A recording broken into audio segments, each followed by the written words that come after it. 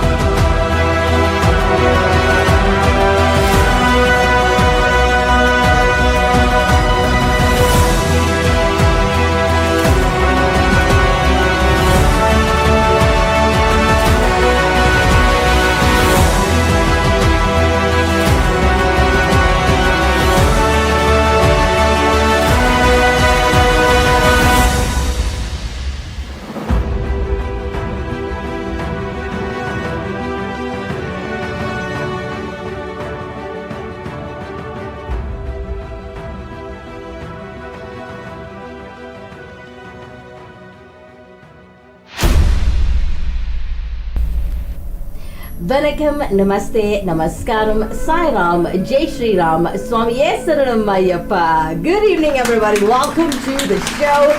You're currently streaming live with us in the Malaysia South on Actonville TV. It's for everyone. I'm your host, Kimera, Heeralal, and if you're seeing the show for the first time, it's called The Journey Exploring Hinduism. Now, if you'd like to interact with us in studio today, as you are most welcome to share your views, comments, and beliefs, you can drop us a message in our live chat section at the bottom of the screen right there, and just, well, share anything you want to talk about, as today's topic is quite interesting. We are talking about ancient to modern Hinduism. Quite a beautiful and interesting topic. It's nice to know where you were and know where you are and where you've been, you know. It's nice to learn the past, and especially with Hinduism, it comes from thousands of years ago. Alright, so this is episode 122, and if you are searching for this a little bit later, at least maybe you'll make a note of it somewhere, as this is an educational platform, and it's about the teachings and exploring Hinduism as you know it. Now, before we get to our teachings or anything on the show, as you know, in Hinduism, we must praise and give thanks to Lord Ganesha first before we do anything in our culture or in our religion. And I won't lie to you, this evening it's been an honor and a pleasure to actually have this person here to our screens helping us out with our introduction and to open our show this evening, Mr. Edward Reddy himself, as he praises Lord Ganesha. பெரியோர்களே, தாய்மார்களே, எல்லாருக்கும் என் அன்புள்ள வணக்கம். My humble greetings to one and all. Our opening invocation to Lord Ganesha to commence the program.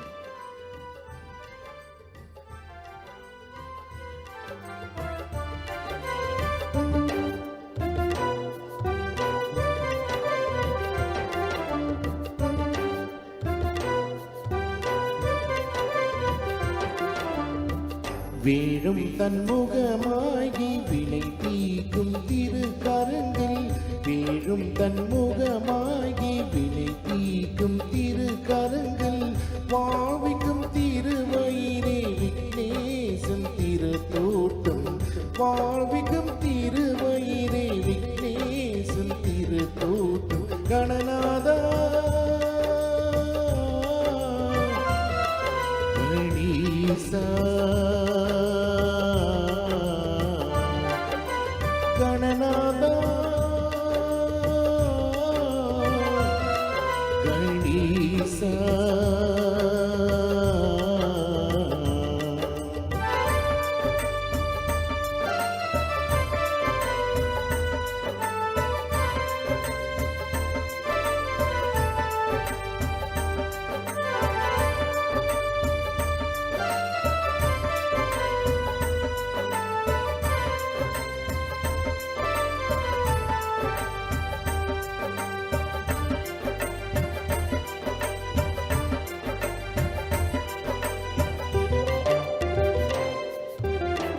அழுகும் முள்ளும் இருக்கும் மலரும் சூட்டி கொண்டு மழுபவனே ஆற்றில் அருளும் திருளும் பொருளும் வெள்ளி கொள்ள தருபவனே அழுகும் முள்ளும் இருக்கும் மலரும் சூட்டி கொண்டு மழுபவனே ஆற்றில் அருளும் திருளும் பொருளும் வெள்ளி கொள்ள தருபவனே சித்தி கணபதி புத்தி கணபதி எத்தனை வடிவம் பெற்றவனே சித்தி கணபதி புத்தி கணபதி எத்தனை வடிவம் பெற்றவனே வருவாயே கணநாதா அருள்வாயே குணநாதா வருவாயே கணநாதா அருள்வாயே குணநாதா வீழும் தன்முகமாகி வினை தீக்கும் திருக்கரங்கள் வீழும் தன்முகமாகி வினை தீக்கும் திருக்கரங்கள் வாழ்விக்கும் திருமயிரே விக்னேசன் திருத்தோட்டம்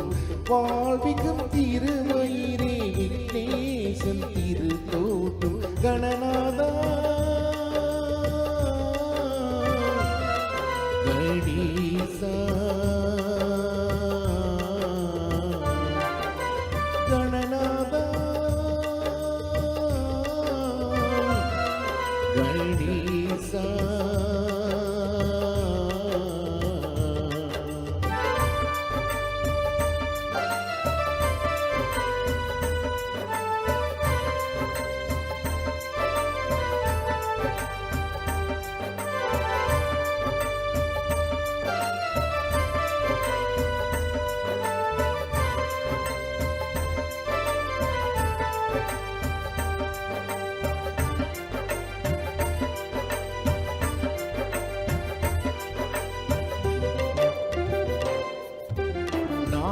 சகுத்தி பூஜை செய்தால் நற்பல தந்து அருள்வாரே நாளும் பொழுதும் நம்பிக்கை வைத்தால் சீரும் சிறுப்பும் தருவாரே நாயகன் சகுத்தி பூஜை செய்தால் நற்பல தந்து அருள்வாரே நாளும் பொழுதும் நம்பிக்கை வைத்தால் சீரும் சிறுப்பும் தருவாரே வீர கணபதி வெற்றி கணபதி எத்தனை வடிவம் பெற்றவனே கணபதி வெற்றி கணபதி எத்தனை வடிவம் பெற்றவனே வருவாயே கணநாதா அருள்வாயே குணநாதா வருவாயே கணநாதா அருள்வாயே குணநாதா வீழும் தன்முகமாகி வினை தீக்கும் திருக்கரங்கள் வீழும் தன்முகமாகி வினை தீக்கும் திருக்கரங்கள் வாழ்விக்கும் திருமயிரே Vigneshan திருத்தோட்டம்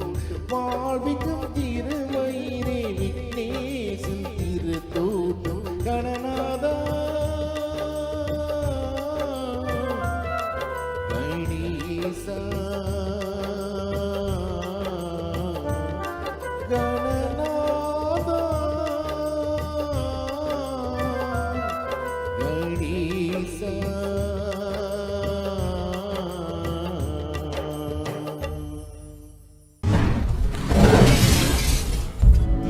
Jai Ganesh, beautiful rendition and delivery from Edward Reddy himself, who's legendary. Well, in Indian music, let me just put it like that.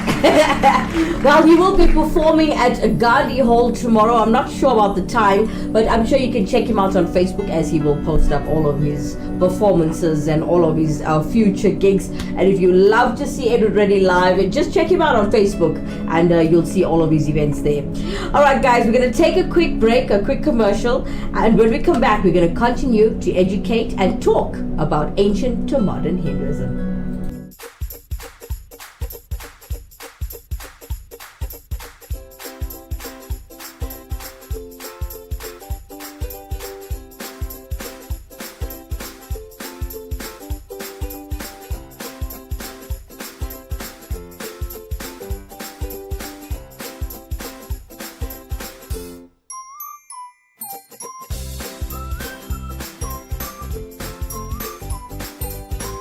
See flooring differently. Innova Floor Santan. Contact us today. Vanakkam, Namaste, Namaskaram, Sai Ram, Jai Shri Ram, Swamiye Saranam Ayyappa. Welcome back, everybody. Alright, so as we decided to talk about ancient to modern Hinduism in this episode, please feel free to interact with us in studio today as well. This is a public platform. It's an educational platform, but also it's open to the public. And if you wish to share your views, comments, and beliefs, you can do so by sharing a comment in the comment section as it says live chat there on. If you're watching through YouTube, it says live chat. If it's Facebook, just comment. If it's, I don't know each platform what it really says because I haven't watched through all. But yeah, I do believe we are streaming live through 77 platforms, so please do comment in the comment section. If you wish to keep your views, comments, and beliefs anonymously and shared with us anonymously, you're welcome to use our WhatsApp line, which you'll find at the bottom right of your screen throughout the entire show. And yeah, join the topic. It's nice. I enjoy myself better and I teach better when there's interaction from the public. All right, so let's start with the show now. So we said we're talking about ancient to modern Hinduism, episode 122. So now if you look at the history of Hinduism, right, it covers a wide variety of related religious traditions native to the Indian subcontinent.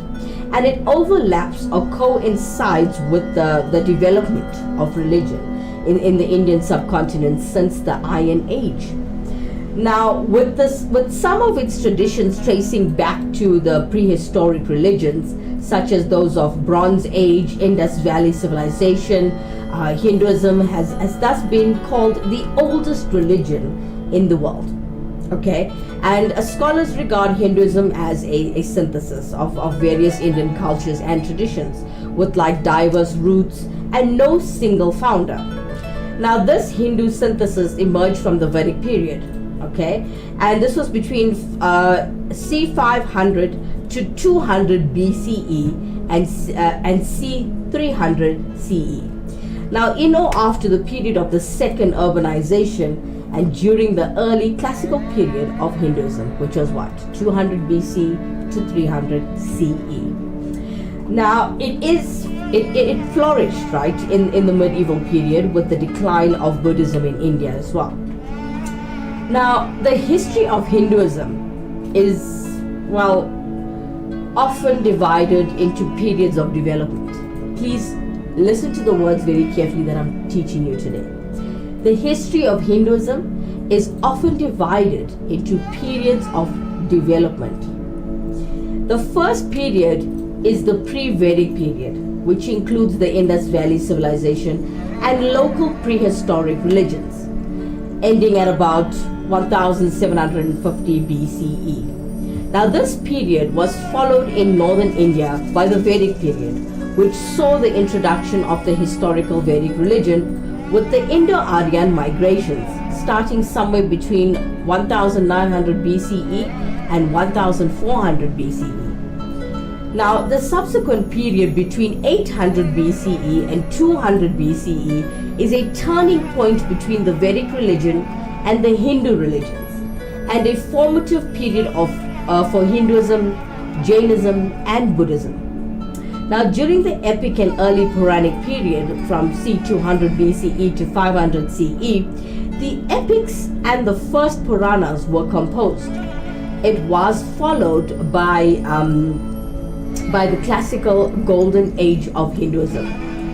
Now, this which coincides with the Gupta Empire, okay, and in this period, the 6 branches of Hindu philosophy evolved, namely Samkhya, Yoga, Nyaya, Vaisheshika, Mimamsa, and Vedanta. Now, monotheistic sects like Shaivism and Vaishnavism developed during the same period through the Bhakti movement.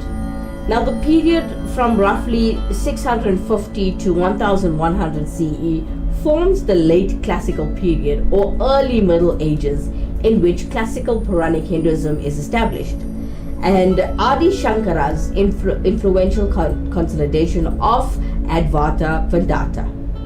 Now, Hinduism under both Hindu and Islamic rulers from the c. 1200 to the 1750 CE saw the increasing prominence of the Bhakti movement, which remains influential till today. Now, the the colonial period saw the emergence of various Hindu reform movements. I mean, partly inspired by Western movements, and this is such as Unitarianism and Theosophy. Now, the partition of India in 1947 was along religious lines, with the Republic of India emerging with a Hindu majority, and this was during the 20th century. So, due to the Indian diaspora, Hindu minorities have formed in all continents, with the largest communities in absolute numbers in the United States and the United Kingdom. Now, let's look at the roots of Hinduism, right? Now, while the Puranic chronology presents a genealogy of thousands of years now, scholars regard Hinduism as a fusion or a synthesis of various Indian cultures and traditions, right?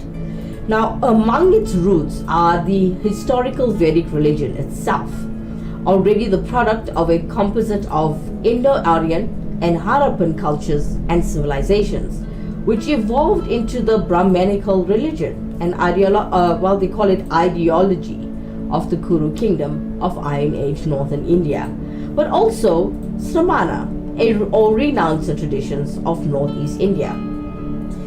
Now, before I continue, I do realize that there is a lot of information that will be delivered on the show today, and it will be a lot to take in. I suggest that if you do want to learn about ancient to modern Hinduism, you must re-watch the show or two or three times. Okay, so before we continue and talk about the roots, and we did talk about the history of Hinduism, and we moved on to the roots. Now, I do believe Shashi Gasain is standing by all the way in London just to help us with this topic today. But before we get to that, let's cut to Baby Nishara all the way in Durban as she sings for you Janani Janani.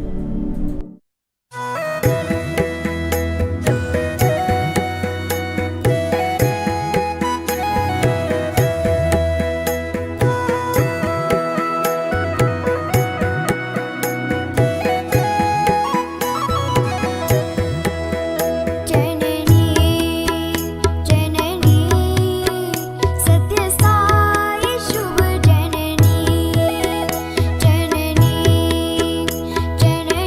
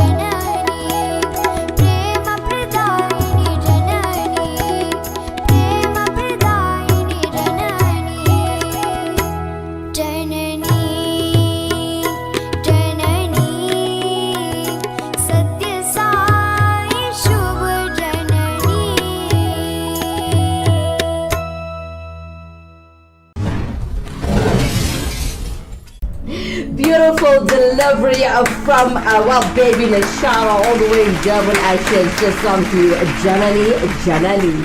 As we continue our show with ancient to modern Hinduism, that is our topic today. Let's take a quick break. When we come back, we have Shashika Sain standing by for you in London just to teach you.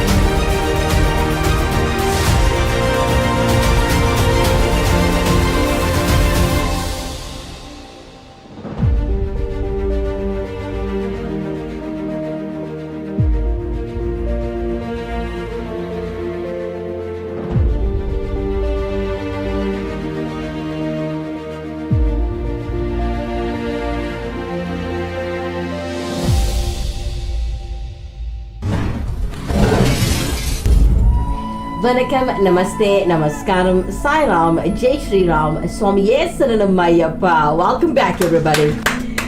Alright, if you just joined us, I did promise to continue teaching you about ancient to modern Hinduism, but helping me do that in this segment is Shashika Sain. Here she is with ancient to modern Hinduism. Namaste, I'm Shashika Sain. Now, Hinduism dates back more than 5,000 years. And it's the third largest religion now, with over 1.5 billion people following it. It has got one single founder and has evolved over a period of time using various beliefs and cultures and little nuances from each state. It actually means, it's actually called Sanatana Dharma, which means the eternal religion. And it started from sound, which the rishis heard the eternal truths and then passed it on to their disciples and students. So before we even go into how we are there today, let's go back to history, back to over 6,000 years ago, and see how we started and how we've evolved despite all the various misfortunes, wars, takeovers that's happened over centuries. The Indus civilization started more than 6,000 years ago between two rivers, River Saraswati on one side and River Indus on the other. And that stretched from northwest Afghanistan through Pakistan to northwest India. And this area actually was called Sindhu, and which is a Sanskrit word for river. But the Persians changed it to Hindu. They took off the S and called it Hindu. And the Greeks called it the plural form of India, which was the land of many lands. They just saw this vast land. They said this isn't just one country, it's land of lands. So they called it India. And this is a name that's still carried on purely because it's got so many connotations to it. It was perhaps the largest and most advanced civilization even at that time, and surpassing Egypt, Mesopotamia, and even China. They were highly organized cities with trade routes from Persia right up to Central Asia. So the sophistication was there for the culture to flourish, and this is how we first started. However, River Saraswati is supposed to have dried up 5,000 years ago, and the people had to migrate, and they migrated along the river Ganga. And the Vedas call this land the Sapta Sadhu, which means the land of 7 sacred rivers, and which are still very important pilgrimage points for all Hindus today. So the 7 rivers were the Ganges River, the Yamuna River, the Indus River, the Saraswati River, the Godavari River, Narmada River, and Kaveri River. So this actually formed the whole Sindhu area, and it still has a lot of significance to all the Hindus today. The first recorded archaeological sites go back to 2300 to 1500 BC. and they have found symbols of deities, swastika, Om, our Havan kunds, which is our fire rituals, bangles, beads, tools, and even playing dice. So it just showed the community was taking a lot of spirituality very seriously at that time, because you see this everywhere. Then in 1500 BC, the Indo-Aryan people migrated to the Indus Valley, and they brought their language and culture with them. Now 1500 to 1200 BC, the Rig Veda, that's one of our original Vedas, was written, and it's a composition of 1028 hymns devoted to all the gods. And the Rig Veda mentions even fire worship, as it was one way of getting connected to the absolute, the entirety, the universe. So this is going back, 1500 BC. So something very important that's revered even today. The caste system was invented at that time purely as a social order and give stability, and everyone had a part to play in the society. So this was the original reason why it was done, and it's got negative intonations now, but that's another story. So men used to go out to work, women used to look after the homes, they did the religious festivities or the social work, and looked after the extended families. In 1000 BC, India made huge advances in maths and science. They invented zero, decimals, infinity, complex trigonometry, which formed the plans for monumental temples. And these were precise calculations using even astronomy. And there's also evidence of medicine and surgical instruments being used, which were not found till the 18th century in the West. So this is going back well before, 1000 before BC, so, good 3000 years ago. So just goes to show the sophistication that we had, coming back from generations. However, from 800 to 600 BC, the Brahmins wrote down the other Vedas, and there's a lot of prose writing, a lot more hymns, and that covered all aspects of our life, from dance, drama, the way we cook, the way we wash, the way we pray. So every aspect was written in our Vedas. Now, the period when the Vedas were composed was called the Vedic period and lasted from 1500 BC to 600 BC. Rituals such as sacrifices, chanting were very common through the Vedic period. In 600 BC, the concept of reincarnation was developed, and from 300 to 650 AD, that's after Jesus Christ was born, the worship of images, especially female divinities, became quite common. So the worship of the actual images only happened around about 300 to 650 AD. Now, there's a 4th century column made of iron in Delhi, which I've been to seen it as well. It's 7.2 meters high and 41 centimeter in diameter, which was constructed in 375 AD and still hasn't rusted. So you can see that this was what was used in some of the older buildings, or some of the ancient buildings, which are still surviving today. However, in the 7th century, the Muslim Arabs started invading our lands. They saw this rich, beautiful land and they wanted it, and so they came in their drones. From 800 to 1700 AD, they ruled over India, and they discouraged Hindus from worshipping their deities. Obviously, they wanted to convert everyone to Islam. And a lot of Hindu temples were destroyed, and a lot of ancient scriptures, whole libraries of them were burnt down. Between 1757 and 1947, the British came and the British controlled India. At first, the new rulers allowed Hindus to worship as they were, but then they started bringing in the Christian missionaries who were there to convert the local Hindus to Christianity and to give them more Western values. So many reformers emerged in the British period. And the well-known politician and a peace activist is Mahatma Gandhi, which everyone knows about. And he led the movement for independence of India by purely non-violence ways. In 1947, the British India split now into two, India and Pakistan, and Hinduism became the main religion of India. The Muslims wanted a Muslim-led country, and then a lot of them migrated to Pakistan, although a lot of them chose to stay in the more liberal state of India. So now let's go back to a few centuries ago and see how Hinduism has withstood time. So as mentioned before, under the Islamic rule, there was plundering and destruction of temples, which were then converted into mosques. Cow sacrifices were done in front of Brahmins, and cows are considered very sacred to us. There was abduction and raping of Hindu girls who became part of their harems. They imposed extra taxes on all Hindus. And they tried to bribe the Hindus with money and Muslim women to convert them, but Hindus still resisted. So they still resisted. There was a lot of resistance through the Islamic rule. So how did they escape all these conversions? Well, first of all, there were a lot of brave leaders and who saved Hindus from conversions. And I'd like to list them because I would like to pay homage to them, every single one of them, over a period of time. First of all was Shivaji and the Marathas leaders in the Deccan.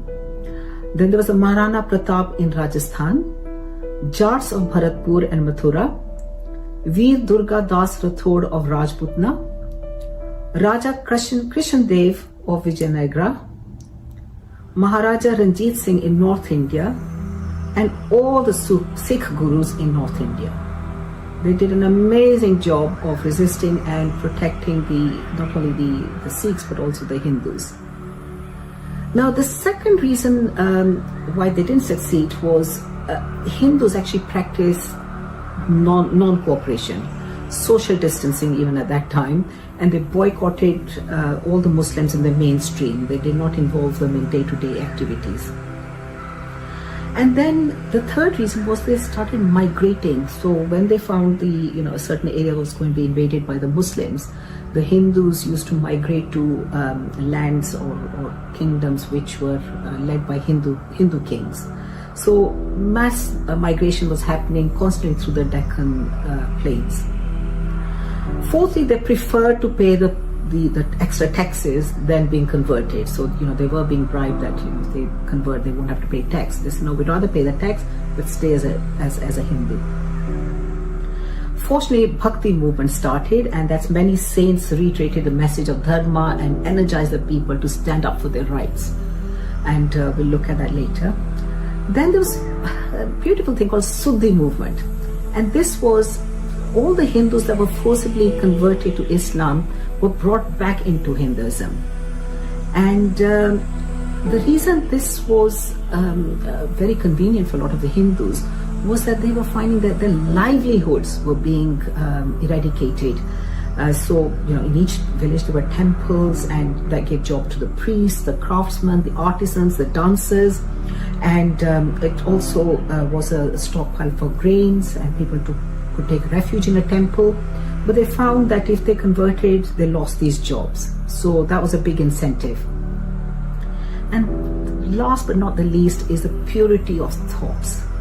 So the Islamic conduct was harems, polygamy, torture, many wives, consumption of meat, which was all considered very immoral and a low intellect for the Hindus.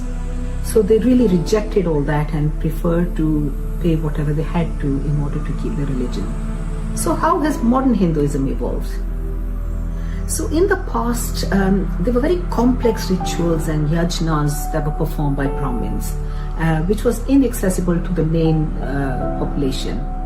So when the Bhakti movement started, this was to simplify the ancient literature and that everybody could access the Vedic culture. So even today, Hindus are adapting to the conditions of 21st century.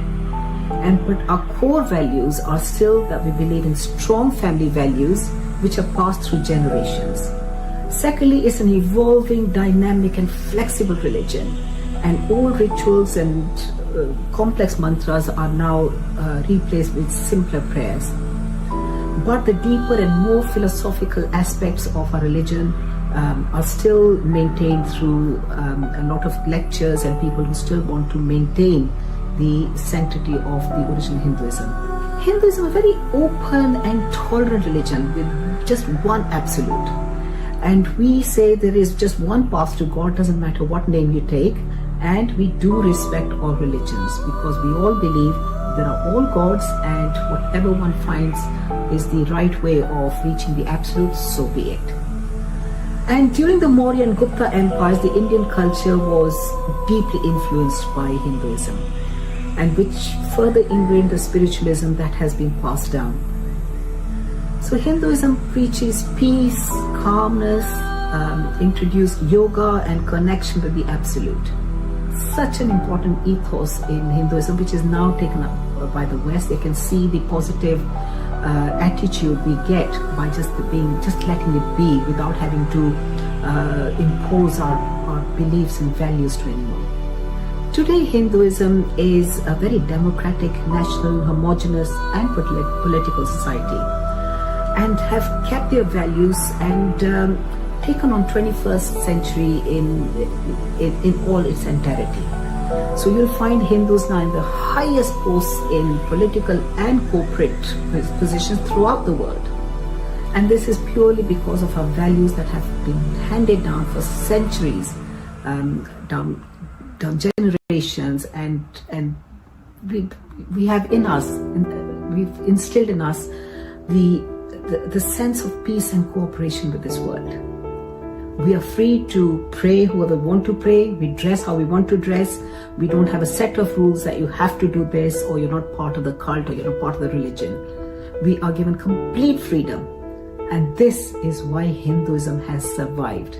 We are what we are. We are not what we don't want to be. Thank you. Well, I hope to enjoy listening to that fascinating tale. This is Shashi Kasai. Shashi Gasai, everybody. I hope that she has helped you understand this better than I could explain the ancient to modern Hinduism, and I know she's done a very good job. Thank you so much, Shashi Gasai, for joining us on our screens on Attenville TV. And I think that was a very, very good delivery of you. If you guys really wanted to understand the ancient times to the modern times of Hinduism, it's a beautiful culture. Anyways, coming up next, we've got Mahesh Naidu with Hare Hare Narayana. Check him out. బ్రతికిన నాలుని భజన తప్పునగానే మరణ కాలమునందు మరుతునేమో ఆ వేళ యమతుడ లాగ్రహంబుల వచ్చి ప్రాణముల్ పగలించి పట్టనప్పుడు గప్పవా పద్యముల్ గప్పవా బ్రహ్మచేత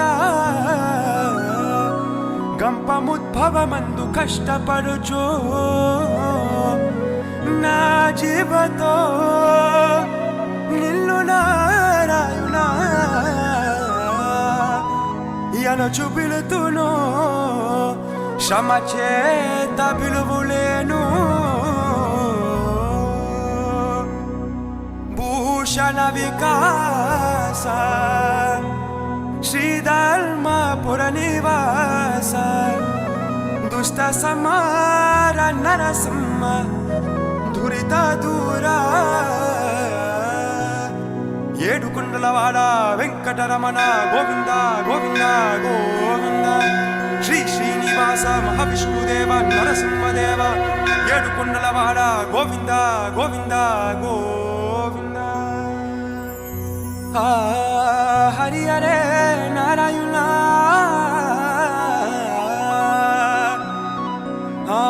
ఆది నారాయణ కరుణించే మమ్మెలో కమలలో జనుడా ఓ హరి హరే నారాయణ ఆది Narayana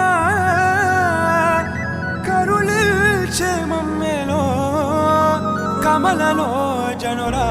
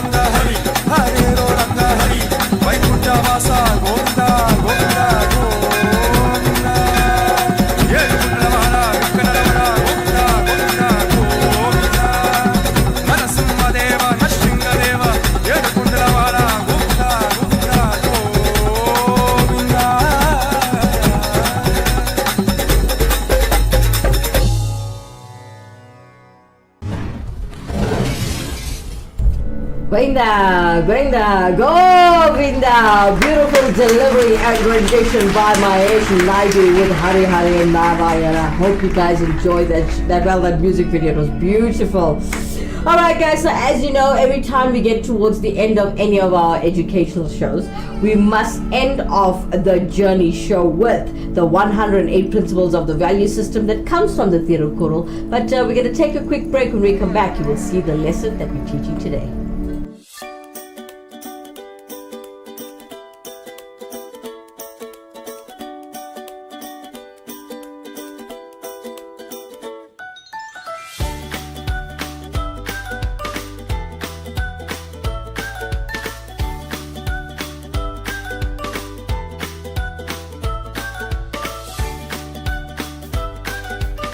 See flooring differently. Innova Floor Santam. Contact us today. Vanakkam, Namaste, Namaskaram, Sai Ram, Jai Shri Ram, Swamiye Saranamayappa. Welcome back, everybody. Alright, for those of you that just joined the show, please do subscribe to the channel if you are watching this for the first time. And well, I'm your host Kimera Heeralal. This is a beautiful show, which is the Attenble TV channel on YouTube. It's mainly from YouTube, but we are streaming live on 77 platforms wherever you might be watching. Hello to everybody. And this is The Journey, all about exploring Hinduism. And yeah, you feel free to comment. You are welcome to comment, as this is a public channel. It's open to the public. Don't be scared because we are talking about religion. Remember, we are trying to save our language. We are trying to save our religion. We are trying to save our culture. And if you look at today's youth, not very well educated. So if you could help me to do this, if you reside in Johannesburg and you are nearby Lenasia South, please let me know if you're available on weekdays at 7 p.m. and come join us right here on Attenble TV to educate about Hinduism. Alright, so just don't forget, if you want to keep your views and comments anonymous, you can use the WhatsApp line, which is at the bottom right of your screen right there throughout the entire show. And yeah, join the conversation. You know, today we spoke about ancient to modern Hinduism, which I think myself and Shashi Gosai did a very good delivery of explaining this to you. If you did miss the show, you can click on this link again and watch the show a little bit later and over again if you wish to. Well, you know, when you learn, you can't watch something or read something one time. You have to watch or read it a couple of times to actually get all the information into your head. Alright, it's come to that time where we're going to do the 108 principles of the value system from the Tirukkural. Today's lesson is sitting at number 42. Today's lesson from the 108 principles of the value system from the Tirukkural is number 42. Understand destructive desires and their consequences and restrain them by using your willpower. Cultivate moderation and live life in a balanced way. And for those of you that didn't know, it is at the Karthikeya Deepam this weekend, and I will be attending at the Meenakshi Sundareswara Koval Temple, which is based in Lenasia South on Starling Street. Let's take a look at what they're up to this Sunday. The Meenakshi Sundareswara Koval invites you and your family to journey with us towards a blessed Karthikeya Deepam. 26th November, 9 a.m. For more information, please contact Sharman or Dr. V. Maestri.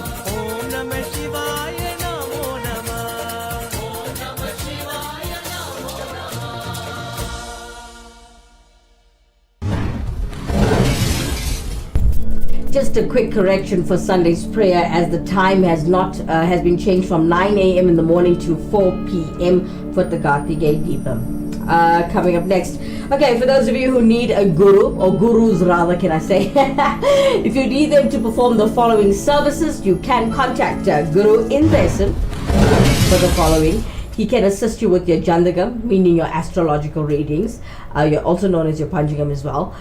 He can help you with your Navagratha Shantis, guys, as well as house prayers, your business prayers, your car prayers, your temple and hall weddings, your ceremonies like your 16-day and your 1 year, your Janda prayers, your auspicious Hawans, as well as your Kumbha Abhishekams. You can contact Guru Indresan on 081 325 0115. I'll give you the number again. It's 081 325 0115. Now, for those of you who need extra services that are quite intense, you can contact Guru Prega, as he can assist you with your astrological readings, your spiritual cleansing, your cleansing prayers, your house prayers, your business prayers, your car prayers, your temple and hall weddings, your funerals, your ceremonies like your 16 days in your 1 year, your auspicious Hawans, help with your trance, your Kali prayers. Can I kindly just say all and every type of prayer you can think of? You get your porridge prayers and your midnight prayers and your Virgin prayers and etc. So I would just like to kindly say, contact your Guru Prega for any prayer that you might need. He can assist you, and you can call him or WhatsApp him on 082 578 3833. I'll give you guys the number again. It's 082 578 3833. For those of you who want to get to know Attenville TV's channel a bit better, this is not the only show that broadcasts live on Attenville TV. Every single weekday at 8 a.m. we broadcast a live show, variety comedy show. It's called The Crack of Dawn. Okay, it's myself, Kimera, Heeralal on that show. I've got Robbie the Maestro. He's the coolest DJ I've met so far. You know, we are the mature ones, the cool kids back in the day, but now we've all grown up and we still want to entertain you guys with a full variety show. We've got Racket Simpson pranks, we've got Auntie Sheila from Durban, who's a stand-up comedian, and a full hour of just fun early in the morning. Join us on Monday morning at 8 a.m. as we used to go live at 7 because we used to call it the Crack of Dawn, but unfortunately due to load shedding and different schedules and timings, we have to go live at 8 a.m. on Monday. Here's a sneak peek of what you're going to check on Monday. Hey guys, it's Kimmy and Robbie. Hey! So get to know us on Monday morning at 8 a.m. Yeah, we haven't changed, right? Of schedule. Yeah. 8 a.m. on Monday. On the Crack of Dawn show, as you're going to be getting to know us. Yeah, I think it's kind of interesting. Yeah. Because a lot of people just see this Yeah. handsome and gorgeous face in front of the TV. But you'll get to know a little bit the inside Yeah. about Kimera, Heeralal and Robbie the Maestro. That's Obviously, it. Yeah. you can put your questions as well. Yeah. Monday morning, 8 a.m. Sharp, literally here on the Crack of Dawn on Active TV. Bye, guys. Alright, well that's all the time we have for today, folks. Please join me again on Monday evening if you're just all about watching the Journey Show and exploring Hinduism. We will go live at 7 p.m. if the load shedding schedule in Lenasia South Johannesburg allows us to do so. But if you want to watch the variety show on Monday morning, subscribe to this channel as it will tell you that we go live. When we go live, you can watch, and the link will always be there if you are working or if you are busy. If you can catch the shows later, you're welcome to do so, as they are numbered, so you can watch the episodes in order. So we are signing off episode 122 as we spoke about the ancient to modern Hinduism. See you guys on Monday morning. Have a blessed weekend and a very blessed Karthikay Deepam. From myself, Kimera, Heeralal. Vanakkam, Namaste, Namaskaram, Sai Ram, Jai Shri Ram, Swamiye Saranam Ayyappa. Good night, everyone.